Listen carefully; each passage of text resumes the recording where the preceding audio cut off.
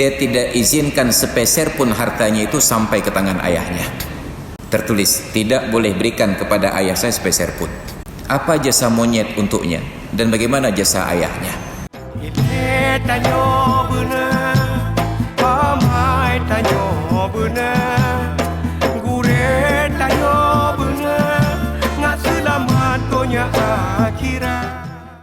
Ini sudah menjadi tabiat.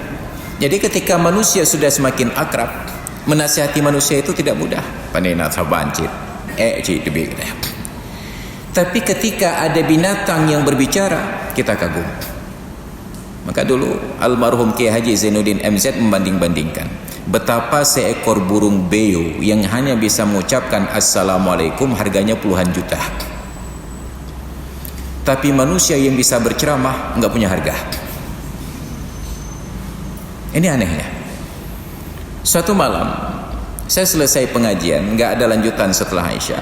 Setelah selesai sholat Isya, saya singgah di sebuah warung untuk santai sejenak. Lalu saya bukalah media sosial. Tiba-tiba ada sebuah video tentang seorang orang Amerika.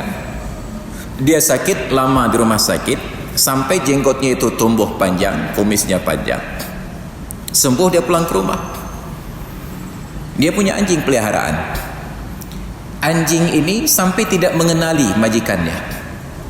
Digonggongi, tapi setelah lama-lama diperhatikan, taulah bahwa inilah majikannya. Maka anjing itu dengan penuh keakraban dan manja langsung datang memeluk majikannya ini, menjilat-jilat, dipeluklah. Apa yang saya bayangkan? Anjing saja mencintai majikannya sedemikian akrab sampai majikannya ini terharu. Langsung saya tutup HP, saya pulang ke rumah karena di rumah ada anak, bukan anjing. Anjing saja yang menunggu kita pulang ke rumah, kita merasa terharu. Nah sekarang yang di rumah itu bukan anjing, manusia, anak kita. Tapi tidak ada keinginan untuk pulang ke rumah karena sangat akrab dengan kita, sebab sesuatu yang sejenis dengan kita. Maka ada orang yang lebih menghargai binatang-binatang peliharaan daripada manusia yang memeliharanya. Dulu kawan saya, Michael Jackson, saat meninggal dunia, dia mempunyai seekor monyet peliharaan, sepupu dekatnya. Ketika meninggal, di dalam surat wasiatnya dia tuliskan bahwa untuk monyet itu diwariskan harta sebanyak 15 miliar. Sampai saat membaca berita itu saya berharap jadi monyetnya Michael Jackson saja. 15 miliar untuk monyetnya saja. Tetapi ada sebuah kontradiksi. Dia tidak izinkan sepeser pun hartanya itu sampai ke tangan ayahnya. Tertulis, tidak boleh berikan kepada ayah saya sepeser pun. Apa jasa monyet untuknya dan bagaimana jasa ayahnya? Padahal dia bersaudara, The Jackson 5 tersebut menyatakan ketegasan orang tuanya lah sangat disiplin di masa mereka kecil, melatih mereka bernyanyi dan menari, menyebabkan mereka sukses di masa besar.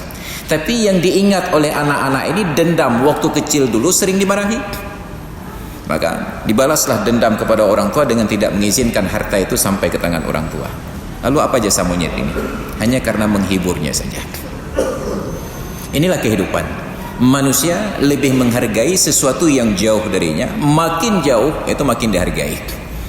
Nah, maka kita melihat betapa binatang-binatang peliharaan itu lebih berharga daripada anak-anaknya sendiri. Betapa binatang-binatang peliharaan ini lebih dihargai daripada orang tua dan kerabatnya sendiri. Betapa untuk binatang ini disediakan makanan khusus yang bahkan tidak pernah dimakan oleh kerabatnya. Untuk binatang ini diberikan perawatan khusus yang tidak pernah dirasakan oleh kerabat-kerabatnya. Ini manusia. Makanya menjelang kiamat Allah tidak lagi turunkan pemberi peringatan itu dari jenis manusia, akan dimatah panena sabanci lagi denyo. Tapi diberikan dalam bentuk binatang-binatang. Ini peringatan Allah. Maka peringatan tersebut karena sifat manusia cepat lupa, sekeras apapun peringatan akan segera dilupakan. Nauzubillah.